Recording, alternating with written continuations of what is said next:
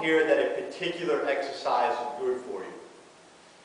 Whether we're talking about using this particular exercise in your overall training program, whether we're talking about using this exercise as part of a PT protocol, whether we're talking about using this exercise, to address some pain or dysfunction. There could be a host of reasons why we're using this said exercise. But whichever exercise that you're doing, okay, whether we're talking about a squat, lunge, push-up, whatever it may be, that exercise is only as good as the execution of the exercise. If we're not going to execute the exercise properly, we're really not going to focus on the exercise itself, we're probably not going to get the full benefits of that exercise. And one exercise that, in particular, that I see people really not getting the full benefits from is an exercise referred to as the bird dog. The bird dog is an exercise that you'll see in a lot of PT programs. You'll see it in programs that will address low back pain or low back dysfunction. You'll see it in a lot of programs that are trying to address core stability. And really what the bird dog is trying to train is core stability by having you extend through the upper and lower extremities while you try to maintain a neutral spine. Now, if you guys don't know what the bird dog is, let me show you first. Okay, the bird dog, you're going to start down on all fours. Okay, hands underneath the shoulders, knees underneath the hips. In your traditional bird dog, you're going to extend out with the opposite arm and leg, and then coming back in. So we would do our number of reps on one side, do a certain number of reps on the other side. Looks easy in itself, right? Yes, and it kind of is.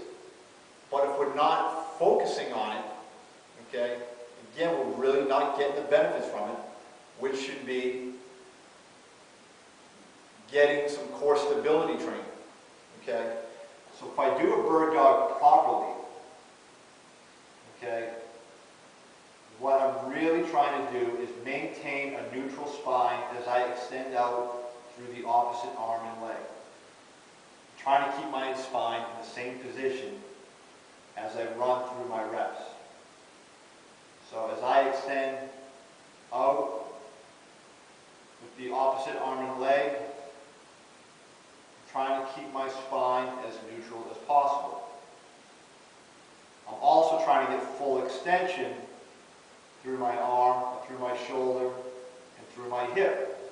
So it's also an exercise we'll use to train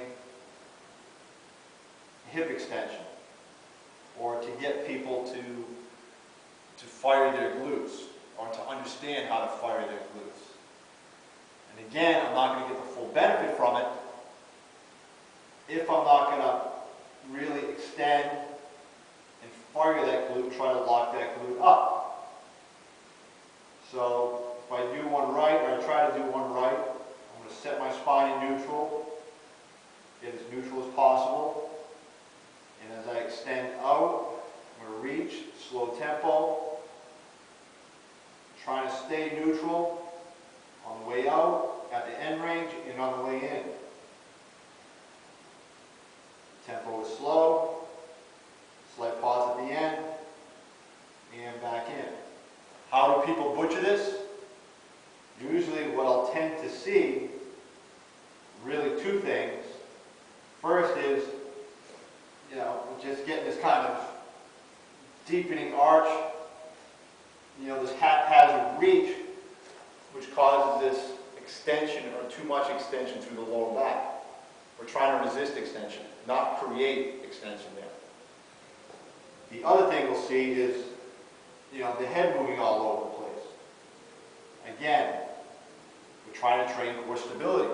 As soon as we change our head positioning, okay, we're going to lose, or we're going to have to compensate somewhere along the spine for the for the head moving, and now we've lost that spinal stability. So, and really, this exercise can be fixed with most people if they just slow the tempo down. Slow the tempo down, focus on squeezing the glute as you extend out, focus on maintaining a neutral spine by kind of bracing through that core area, and then we're going to get the full benefits of the exercise.